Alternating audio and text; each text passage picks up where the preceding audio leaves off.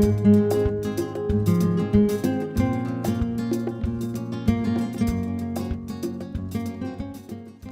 I'm Jana Zapala, and you are watching Today's Entrepreneurs, and we have a very special guest with us today. Talk about a success story when it comes to being a huge, huge entrepreneur. He's John Dupuy. He's president and CEO, that tells you something right there, of Oaktree Ventures, Inc. Welcome to the show. Well, thank you very much, Great Jana. to have you here, Thank John. You. Good being with you. You've been in business since 1985, correct? Correct. So let's go back to that time when you started out and you decided that you wanted to be an entrepreneur and start your own business.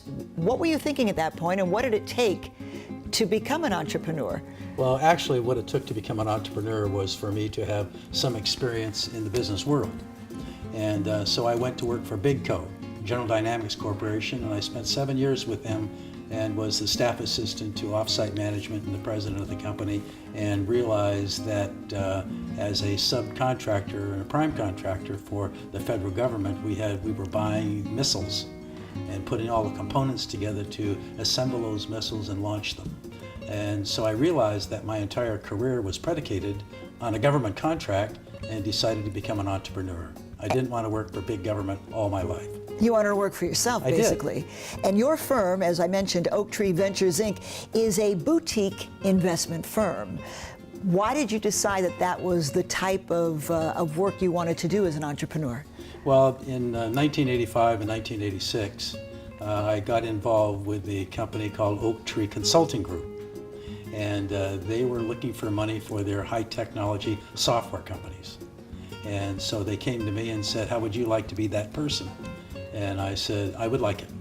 And so I interviewed with them, and I became a partner with them. I was able to buy into 25% of the company with the proviso that if I did well, I could buy an additional 25% for a 50-50 ownership.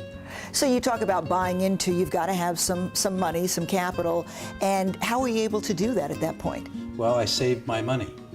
And so I had a stash in the bank, and I was a part owner in an investment banking firm in Newport Beach called A.M. Razzo and Company. And we did some really good deals and made some money, and I used that money to buy into Oaktree Ventures. Smart. So you had the money when you needed it. Yes, I did. So as an entrepreneur, an aspiring entrepreneur, should they work for someone else to begin with in business, so they lay that kind of foundation first, as you did? Well, you know, it's the academic qualification. You know, you have academic and qualification. You go to school and you read and study all the books, and you have the concept, but you don't have that empirical knowledge. So my concept as a young man was to go to work for BigCo and receive all the information I needed in order to start off on my own. And that's what I did. That was the path I chose. And did that help you then to springboard? Oh, absolutely. Even to this day, I lean back on experiences that I had with General Dynamics Corporation to make determinations of companies that I want to buy and companies I want to finance and the different methods of financing them.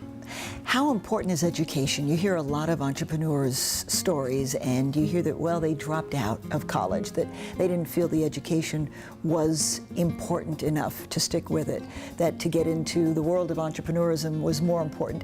How important is education? Well, if you talk to Bill Gates, who dropped out of Harvard, or the Facebook Zuckerberg. founder, Zuckerberg, they dropped out.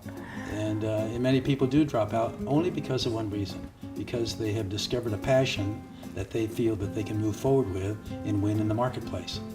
So that passion then catapulted them, really. That's what helped them achieve their success. It absolutely did. But isn't education still the foundation of great success stories? It truly is. If you take Qualcomm and Irwin Jacobs, I mean, he was a scientist and he was an engineer, and he knew what he wanted to create, and then he founded his company around that. You mentioned passion. I guess passion is paramount, isn't it, when it comes to anything you want to do, but especially as an entrepreneur, because you put so much on the line. Well, sometimes the passion comes from knowing what you want to do at a very young age. When I was 7 years old, I knew that I wanted to be a businessman, but didn't know anything about it, so I knew that I needed to be educated. And so, you know, I went to Wharton and studied finance and accounting, so I knew what kind of a company I was going to buy. and what it would look like, and so that was paramount for me. But when you were 7, you knew? At 7 years old. You know, that's an interesting story because we got these catalogs from our parents, 6 children did, to buy any kind of a toy they wanted in the catalog. And all my brothers and sisters and the siblings were buying bicycles and different kinds of toys. And I saw on a page in the clothing department a man with black shoes and a blue suit, and I said, that's what I want. I want to look like that when I grow up. So that began that for me. And so for the rest of us, we're thinking 7 years old, I don't know, maybe I'm a little behind the 8 ball. Maybe you were a bit of a child prodigy? Perhaps. Yes, perhaps. So that, I think, it tells your story in a nutshell, that you had the passion at an early age, but you were able to identify it at that age. I did identify it. And one of the things that we did at Oaktree Ventures was I found that most people knew how to invent a product, how to develop a product, maybe not how to sell a product, but certainly they knew how to create a product, but they didn't know how to finance the product. And isn't that the most important thing as well? One of the most important. And that's what you're all about. Well, there are 3 big reasons why people succeed. In today's technology, it's high tech, and you know, the advent of this new century that we're involved with, it was a whole new ball game, because business forever changed the way we work in America. And you have to be able to go with the change and stay up with the change, right? Yeah. All right. Well, we're going to come back because there's a lot more to your story, John Dupuy. That's your past. We're going to talk about your present, what you're doing right now, so people get a real handle on your background, and some more insight from John Dupuy from Oaktree Ventures, Inc. right after this. Stay with us.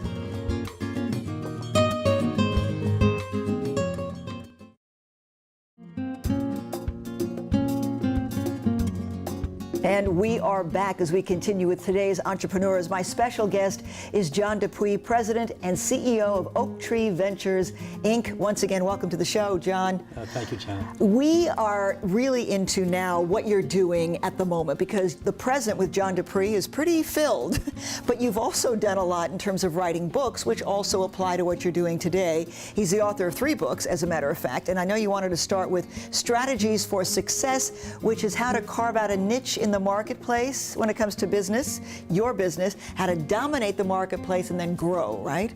Yeah, absolutely. I think it's really key because at the turn of this new last century, business forever has been changed. It's not like we used to do it. It's because of the advent of the internet and the web, high technology, and the people in all of the companies that have grasped that technology and enhanced their business using it have succeeded. And those that have not have fallen by the wayside. So that's the difference in today. And so we look for companies today to finance that have grasped the way to develop their company and grow in the marketplace. And as you say, everything changes so quickly, you have to keep up. Otherwise, you're behind the 8 ball and you lose out. So again, you help companies prepare themselves to raise the capital. And basically, your books contain information that will help people do just that. What do you do, though, as an entrepreneur? Because it's tough to raise money, especially with the economy. It's growing, it's building, it's coming back, but it's got to be quite a challenge to help companies find the money they need to grow. Well, it is a challenge, and you take most companies that have carved out a niche in the marketplace to dominate it. And I mean dominating a niche is not catching 2 or 3% of some world market. I mean capturing 30 to 40% of a niche market. For example, we had a company in Los Angeles called Fred Rothenberg and Associates, and they're in San Fernando Valley, and they have a medical information system software package operating on this old Clipper platform. And they were in the capitated market, which means they're in the healthcare business. And they were going head to head with IBM on the East Coast. And they were in fee for service. And they were stuck at about $1.5 million in sales. And so I said to them, why don't you just dominate your niche in Los Angeles and forget about what's going on with IBM on the East Coast? And they said, well, how do we do that? And I said, well, how many potential customers are there for you in LA County? And they said, we don't know. I said, well, figure it out. So they counted they had 125 potential customers. And I said, how many of them do you have as a customer now? They said 6. I said, okay, when you've captured 25 to 40% of them, you'll dominate that niche. Well, 15 months later, I had them keep track of how many times they were winning versus losing, going head to head with the competition, and that was amazing because they were winning 7 out of 10 times and they hadn't realized it. So that was a powerful sales point for them. Well, they doubled in size, and Fred Rothenberg said, John, sell my company. I said, well, how much do you want for your company? He said, I think $3 million. I said, well, how did you figure that? He said, well, that's our sales. I said, wait a second. I think it could be worth a lot more than that. Let's do a corporate valuation. Let's value this enterprise to see what it truly is worth, using all the proper mathematical algorithms to do that.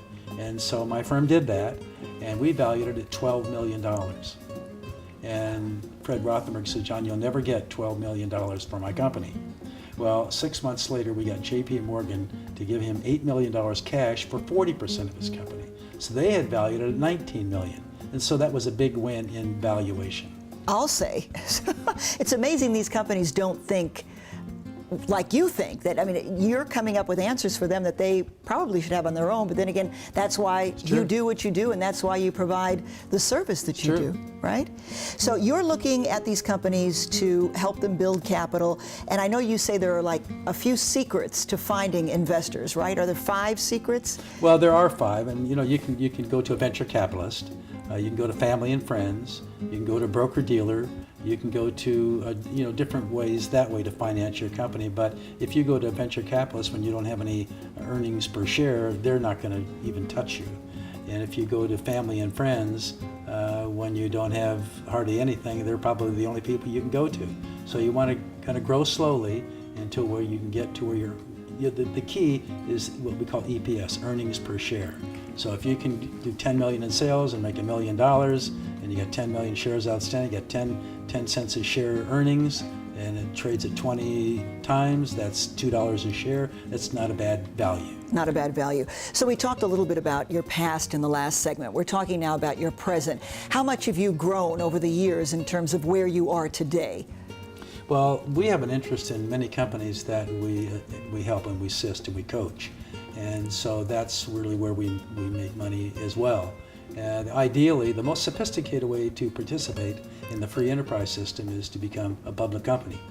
Well, guess what? There are 25 million companies in America, and 8% of those companies will be startups. And guess what? 8% of those won't make it. And so what happens with these 2 million companies that do not succeed in the United States each year? Well, there's a reason for that. The first reason is because they are undercapitalized. The second reason is because they have developed no barriers to entry. And the third reason is because they don't have any management in the company to carry it forward. So basically, you're the man who has these answers to carry them forward. Or you can find out in my book. Which one? Now Gaining you've got the 3. Edge. Gaining the Edge. Gaining the Edge is about how to finance your company, Yes, right? exactly. Okay, and that's what you do. So people call on you to this day to help them finance their companies and lead them in the right direction so they can ultimately succeed in a myriad of ways, I guess, to either sell their company, continue to grow their company, whatever it is, right? Well, I can give you an example of something that happened recently. We had a company that was a former client of ours come to us about 2 years ago and say that I want to finance a company in the LED lighting space, which I like. I think that you can save money with lights that have a computer chip in them rather than the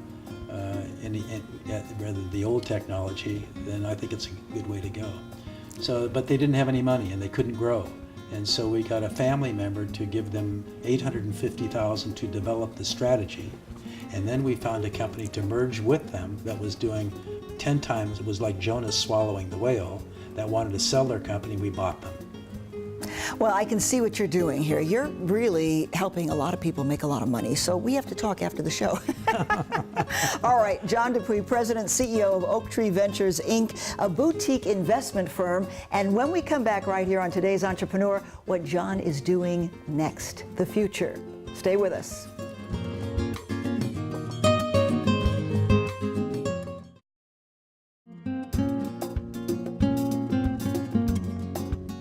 We are talking with John Dupree. He is the president and CEO of Oaktree Ventures, Inc. It's a boutique investment firm. He helps companies prepare themselves to raise the capital they need. And he's been in business since 1985, and believe it or not, he's actually financed over 600 companies during that time. That's quite a track record. Thank you very much. It's been exciting. I'm sure. And there had to have been some ups and downs, though.